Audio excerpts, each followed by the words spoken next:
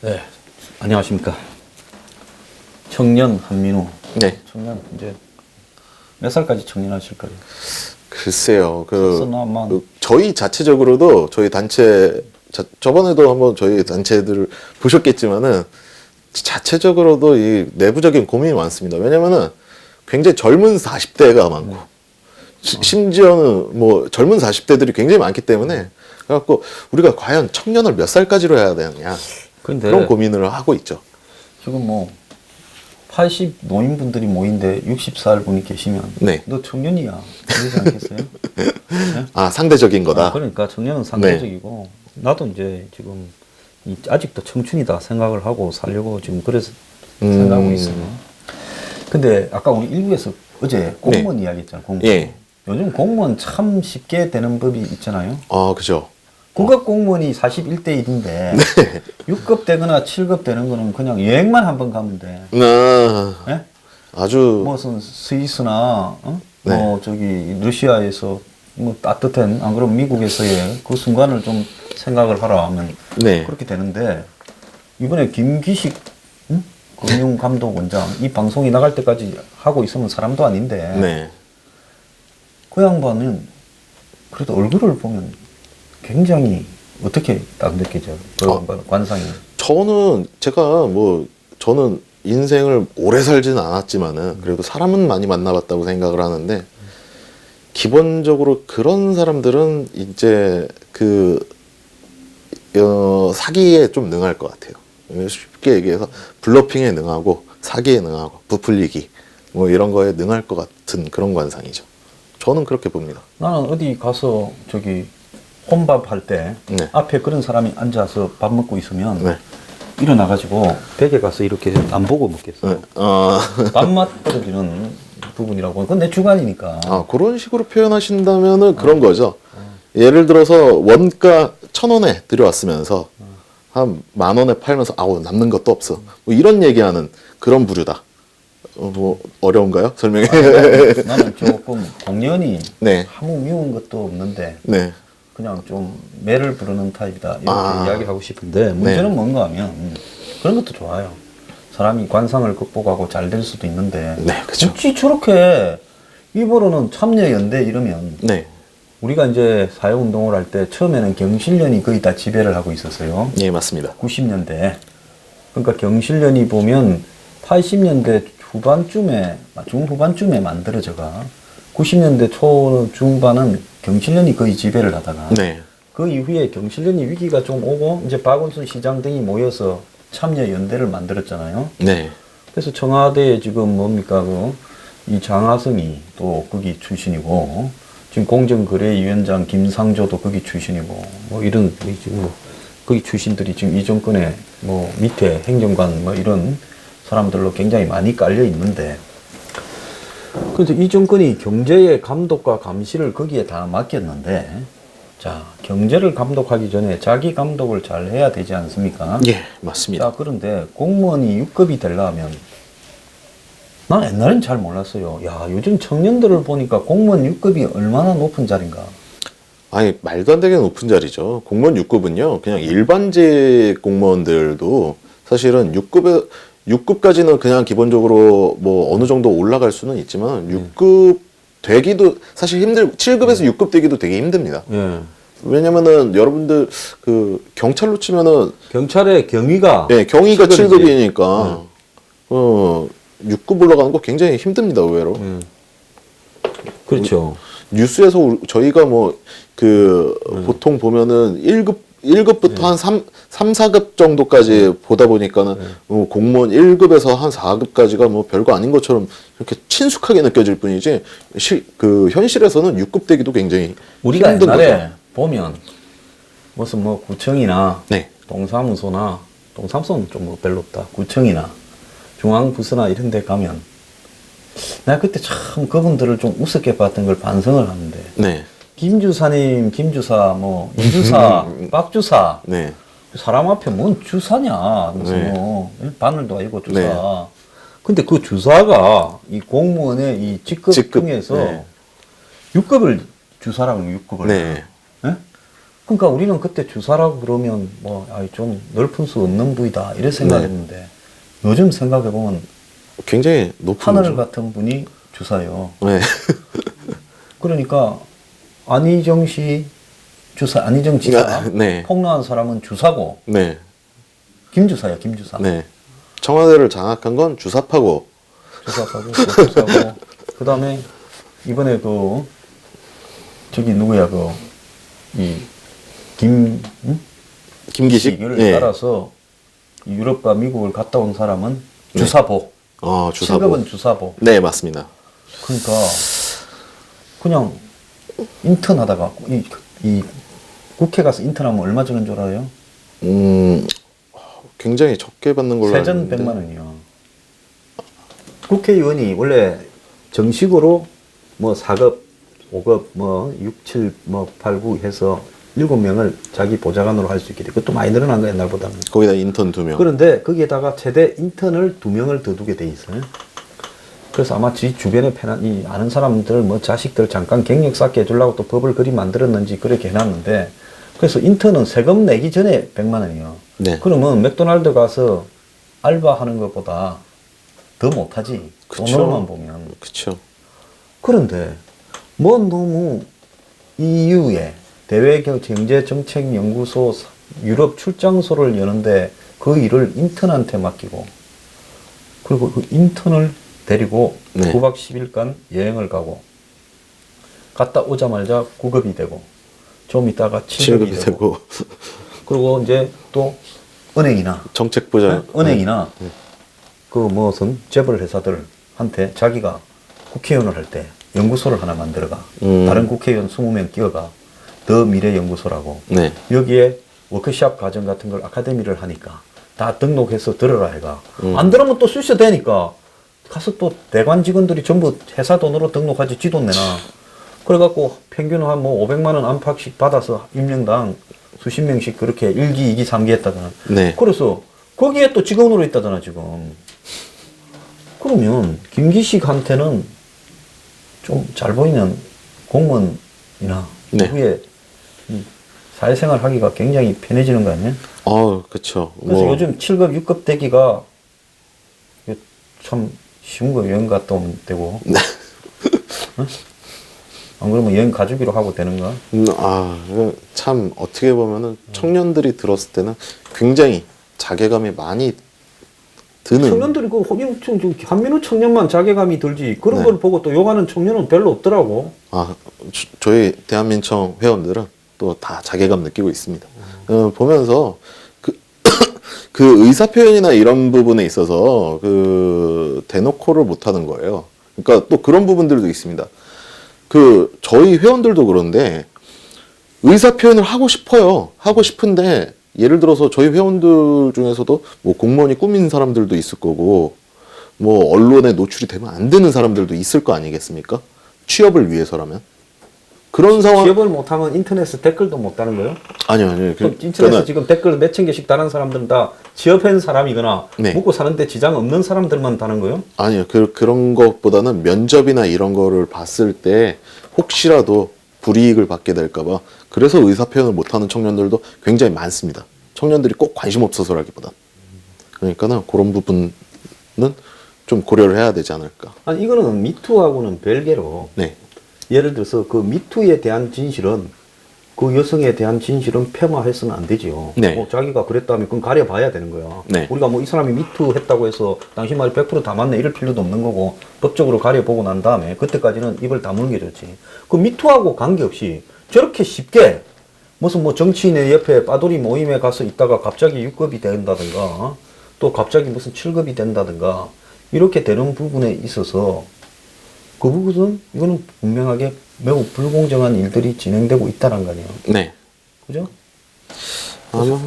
아마 뭐 그런 부분들에 대해서 다들 인지하고 있지 않을까요? 근데 청년들이 보기에는 모든 요소들이 예를 들어 물론 이런 사안들도 있겠지만 정치권도 뭐 청년들 입장에서는 답답한 걸 거고 뭐 답답한 문제들이 한두 개겠습니까? 직면한 문제들이 여러 개다 보니까는 또 신경을 상대적으로 들 쓸 수밖에 없고. 예. 그런데 지금 이제 하나 좀 이야기를 하는데 네. 정부하고 이제 지자체들이 그 임대주택 사업을 많이 해요. 네. 근데 이제 그 중에서도 특히 이제 그 청년 임대주택 이런 것들도 많이 하고 있는데 네. 지역 주민들이 이 지금 청년 임대주택을 990가구쯤을 갖다가 이렇게 한다니까 네.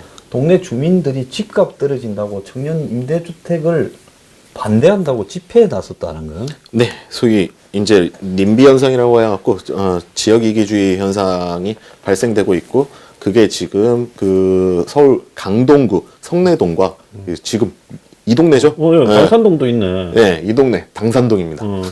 요쪽 요 두 군데가 지금 특히 그러고 있고요. 지금 성내동 같은 경우에 조금 설명을 먼저 드리자면은 그 공공임대주택 그 정책은 뭐 사실 정권에 따라서 이게 달라지는 게 아니고 예전부터 쭉 해오던 겁니다. 예, 쭉 해오던 거고 근데 이제 임대주택 중에서 특히 청년들 그러니까 39세 미만까지의 청년들이 주로 1차적으로 네. 분양 대상이 되는 주택을 청년 공공임대주택이라고 네. 그렇게 이제 부르는 거죠. 네. 그래서 방금 이야기한 이런 도시의 부도심 정도에 집중적으로 건설되는 이런 청년 임대주택들이 지금 한 9만 가구 공급책이 8만 가구 공급책이 있는데 여기에 네. 주민들이 지금 반대한다 이거 아닙니까? 네. 근데 이제 뭐 이거를 또 그 여기 이제 선생님 시청자분들께서는 또 이게 공공임대주택 뭐 단어가 그러다 보니까는 이게 뭐 보편적 복지 아니냐, 보편적 복지 뭐 확장 버전 아니냐 이렇게 바라보실 보편적 분. 복지는 좀 집 없는 사람한테 전부 다 주는 게 보편적 복지지. 네. 그 중에서 재수 좋은 사람만 들어가는 게 임대주택 들어가기가 얼마나 어려운 줄 알아요? 그러니까는 요거는 바라보는 시각에 따라서 그건 이게 보편적 뭐 복지가 아니고 네, 로또 복지, 선별적 로또 복지. 저는 선별적 복지라고 보고 있고요. 기본적으로 이 일단은 그 반대하는 주요 의견들이 그 부동산 가격 하락 이거 아니겠습니까? 아니 대한민국에 있는 사람은 좀 작고 없는 사람이 훨씬 많은데 없는 사람이 모여 살면 집값 떨어진다고 동네 물 나빠진다 이거 아니에요? 네. 아니 그래도 동네 영감쟁이들 그냥 기어다니는 것보다 네. 이 말은 좀 표현이 그러네 지정하겠습니다. 네. 나이 드신 어른이 그냥 지팡이 짚고 다니는 것보다는 젊은 사람들이 다니는 게 동네 분위기도 좋은데 네. 그렇게 반대하는 이유는 동네에 이제 청년들한테 이 뭡니까 이 자취방이니 네. 이런 걸 하숙 같은 걸 갖다 내어주려는데 그게 이제 어려워진 사람들도 있고 또 그거하고 관계없이 동네에 임대주택이 들어서면 그게 젊은 사람이든 빈민층이든 네. 무조건 임대주택은 없는 사람이다라는 그런 개념이 있어가지고 슬럼가가 형성된다. 네. 이렇게가 또 반대하는 사람도 많이 있고 그런 모양이더라고요. 그러니까 그 강동구 성내동 같은 경우에는 그 성내동 청년 임대주택 반대위원회라고 해갖고 그러니까 그래갖고 뭘 위원회까지 만들었죠. 네 그런 단체를 만들었는데 뭐 여기 당산동은 더 심해요. 그래요? 네 여기 당산동은 뭐라고 하냐면은 청년 임대주택을 뭐라고 표현을 하냐면은 5평형 빈민 아파트다. 이렇게 지금 규정을 해버려갖고 와, 이 갑자기 여기까지 올라다. 예, 사무실이 지금 당산동인데 예 지금 이 동네입니다. 요 뒤쪽. 이 뒤쪽 요 비싼 아파트. 예. 요 아파트 비싸다더만은. 예. 예? 거기서 그러나? 참 근데 이게 우리가 상식적으로 뭐 빈민 아파트 이런 얘기를 안 쓰지 않습니까? 아무도. 빈민 아파트라는 얘기 들어보셨어요? 절대로 그런 표현을 안 쓰면 안 되고요. 네. 또 더 나아가서요. 미국 같은 데에서는 그런 사람의 이런 재산, 네. 인종, 종교, 예? 성별 이런 걸 가지고 차별적인 용어를 쓰면 차별금지법에 해당돼가 큰 처벌을 받아요. 네. 그래서 이 서민이 사는 임대 아파트를 빈민 아파트라는 어떤 개념으로 생각을 해서 그게 슬럼가가 형성되고 네. 집값 하락이 된다. 네. 차라리 아까 앞에 이야기한 학교 주변에 뭐 하숙집이나 자취방의 청년 임대주택 되면 수요가 없어져서 그렇다라고 하는 사람은 생계형이라서 좀 괜찮다 칩시다. 네. 근데 무슨 당산동에 무슨 집값 떨어지니까 들어오면 안 된다라는 사람들은요. 그러면 없는 사람들은 여기는 너네들 집값 비싸게 해먹고 그래서 없는 사람들은 청년들은 저기 그냥 변두리에 네. 어디 한강 옆에 고수부지에 집 짓고 살아야 되는 거예요? 그러니까 이게 그 슬럼가잖아요, 기본적으로. 슬럼가인데 그게 왜 슬럼가요? 슬럼한데 슬럼한데 그 얘기하고 있는 그 개념 자체가 그러니까 슬럼화라는 거는 기본적으로 그 주거 환경이라던가 생활 환경 이런 것들이 안 좋아진다는 전제를 해갖고 슬럼화가 되는 측면이 있고, 물리적으로는. 또 다른 의미로는 그 주민 수준이라고 할까요? 뭐 예를 물갈이? 들어서 예. 물갈이 같은 소리 하고 있는데 내가 그 말이 얼마나 거짓말인가 하면 네. 여기 지하철역 근처에 네. 요 당산, 그 다음에 저 마포, 네. 합정 근처에 가면 네. 한 실평수 한 2, 3평밖에 안 되는 네. 조그마한 오피스텔들이 분양한 거 겉으로 보면 빌딩 멀쩡하지.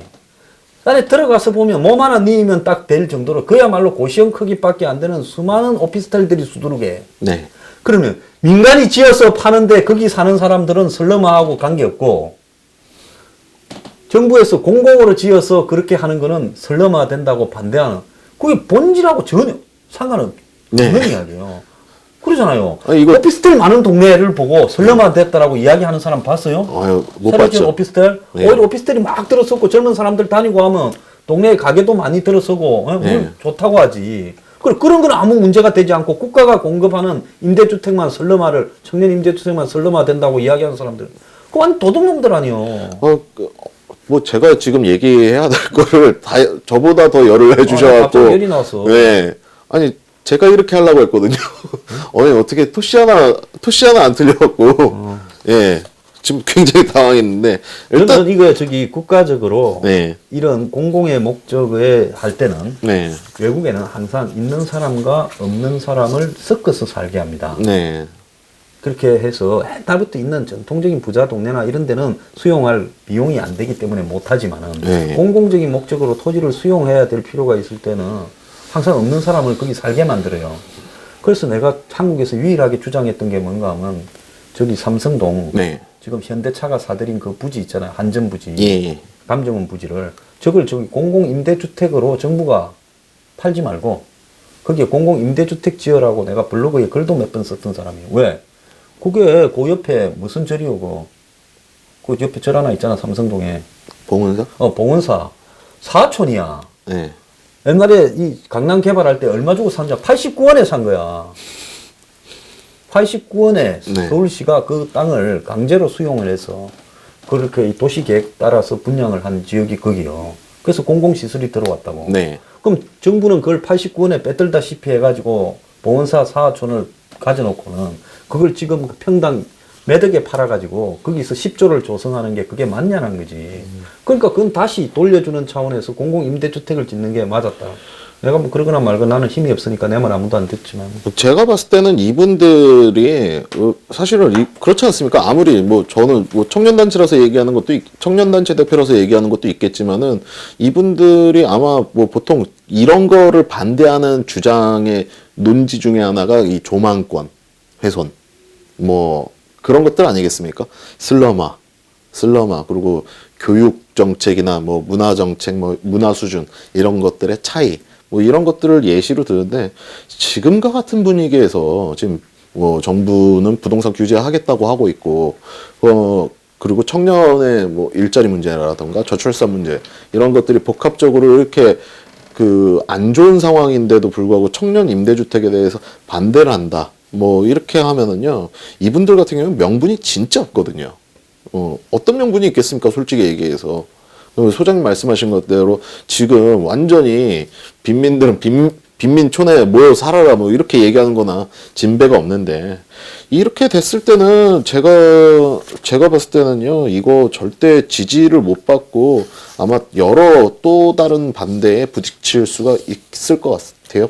예. 내가 만약에 먼저 출마한다면 그럴 생각은 없지만 이번에 네. 저를 뽑아주시면요. 레미안 아파트나 자이 아파트 가운데 네. 빨간색으로 건물을 반드시 30%씩을 네. 청년 임대주택이라고 딱 적어놔가지고 그걸 빨간색으로 해가지고 아파트 가운데 알박이로 반드시 지어야 아파트 허가를 내어주겠습니다. 아, 이렇게 하겠습니다. 이거는 굉장히 좋은 정책인데요. 굉장히 좋은 정책인데요. 아니 청년들도 그러니까는 안 그러면 아파트 허가가 안 나. 네. 그러니까 그렇게 빨간 건물을 내는 왜? 사람들이 자각을 해야 돼. 자각을. 아, 이거는 이런 걸 혐오하다가 저렇게 우리가 가운데 빨간 게 들었었으니까 네. 저런 게 이제 나중에 파란 색깔이나 아이보리 색깔로 바뀌려면 우리가 전부 생각을 바꿔야 저게 바뀐다. 지금 근데 그 이 청년 임대주택뿐만 아니라 이거 전체적으로 포괄적으로 보면은 지역 이기주의인데 강서구 같은 경우에도 김성태가 그 강서구에서 국회의원 하고 있지 않습니까? 거기에 이제 장애인 학교 들어선다고 하니까는 예, 지금 주민들이 엄청 반대하고 있거든요. 뭐 강서구 사시는 분들은 아실 거예요. 근데 우리가 이런 현상들이 앞으로도 지금은 이렇게 뭐 청년 임대주택이라든지 뭐 혐오시설이라고 해야 될까요? 그런 시설들이 들어오는 거에 대해서 반대를 하는 건데 이것만 있겠냐 이거죠. 앞으로는 내가 만약에 집권을 한다면 이것도 네. 마찬가지로 님비 시설 네. 그러니까 이 뭐 not my 예. 예? 예? 네. 뭐 Not in my backyard. backyard. 그러니까 내 등 뒤에 내 바로 뒷뜰에는 네. 싫다. 뭐 그게 사회적으로 필요할지 몰라도 내 뒷뜰에는 그거 못 짓는다는 거 아니야.